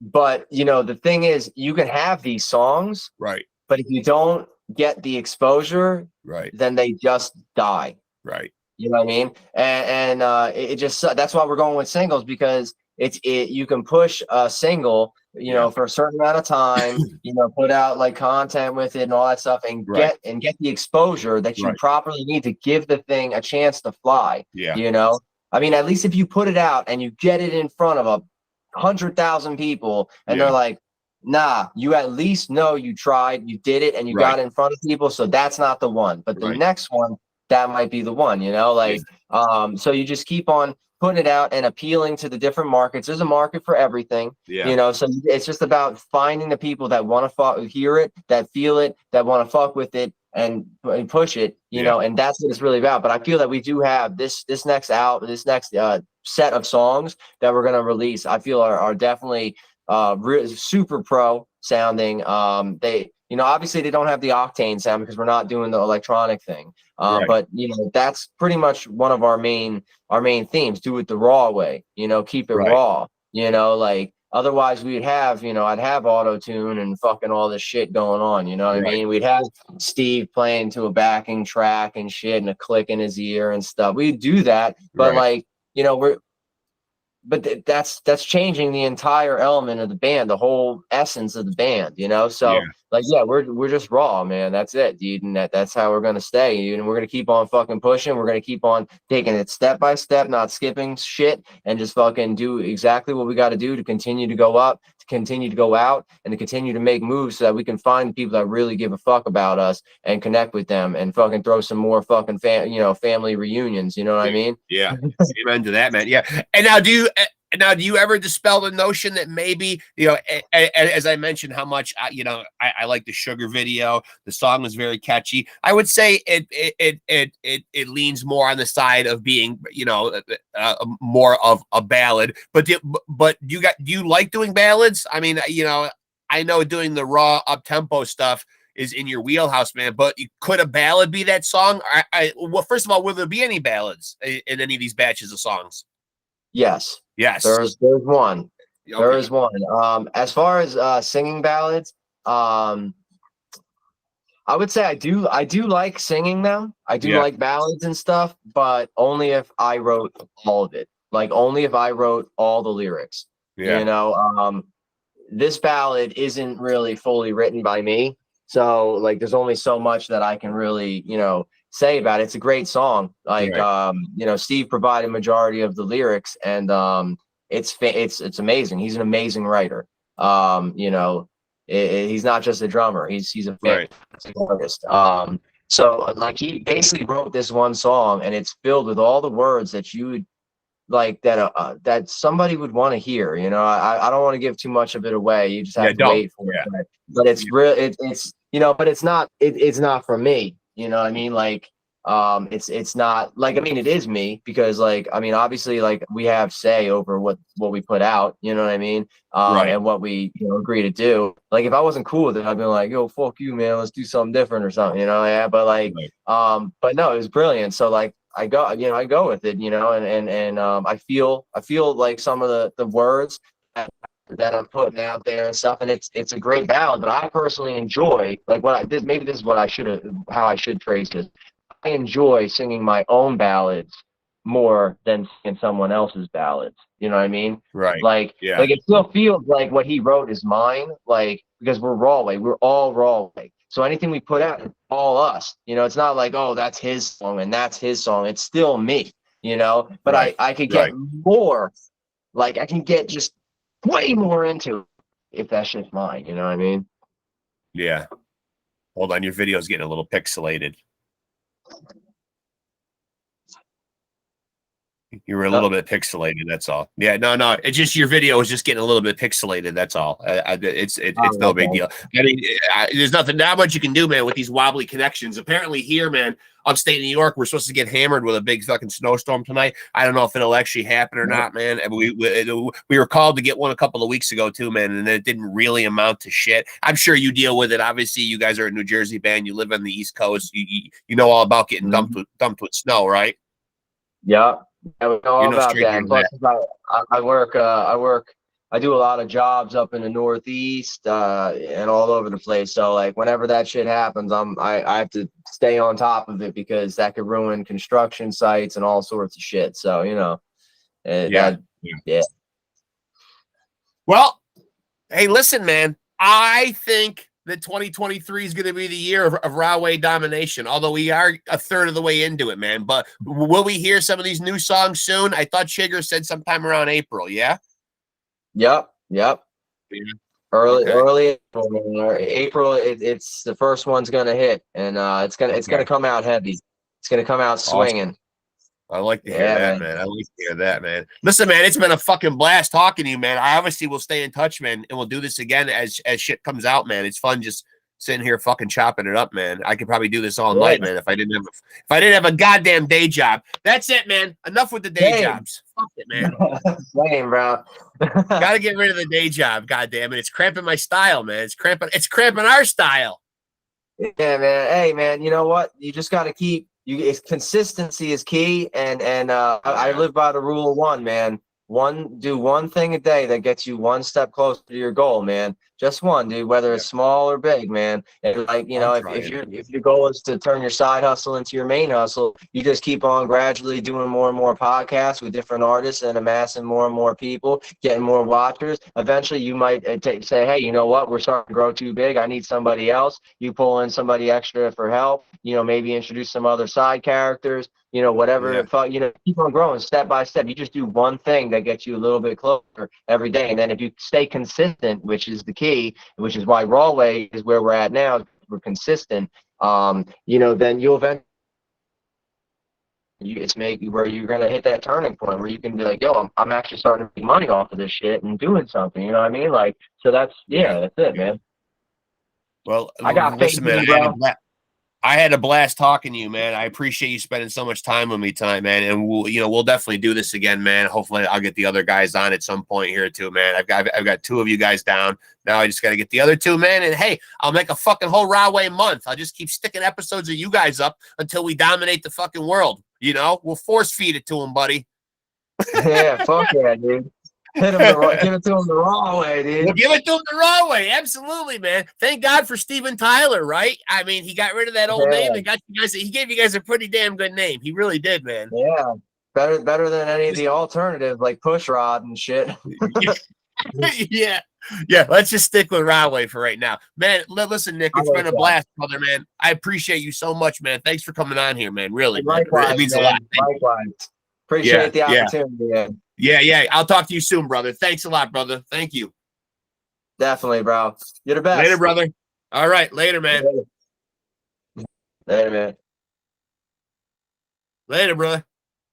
There goes Nick HADE. HADE. Nick HADE. Put some respect on that man's name. Just to let him know that I can kick some bars too. That is Nick HADE, man, vocalist for RAHWAY.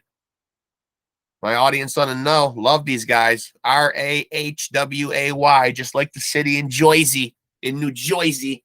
That's their vocalist, Nick HADE. Obviously teasing the fact that some good fucking songs are coming our way from those guys, man. Keep the ears out. I will put a link up below in this episode, man, where you can find out all your RAHWAY information and what they're up to, and a link to their site, and keep up with the boys from New Jersey, man. We're the East Coast, baby. We got a rock scene out here too, man. Fuck them West Coast guys. They want to start a rock war. We'll take it old school, man. Like they used to have the rap war with the rival coasts. West Coast don't want none of us, man. We'll just all jump behind RAHWAY and my man Nick there, and we'll puff out our chests and let them know. Seriously, man, go check out RAHWAY put out an EP in 2020 called Slumlords of New Jersey, which is fucking just got nothing but fucking face melters. Every song just kick ass, and just, you know, you can find them on all the music platforms. Go check out everything that they do. I am fucking high as a fucking kite right now, man. But that was fun chopping it up with Nick. I hope you guys out there like that. Keith, I don't know. You didn't say anything, but, you know, there's a little bit too much of this going on for Keith. But anyway, that's for another story, man. But remember, guys, take it easy. And I know that Nick would agree with this sentiment, man. Keep it sleazy.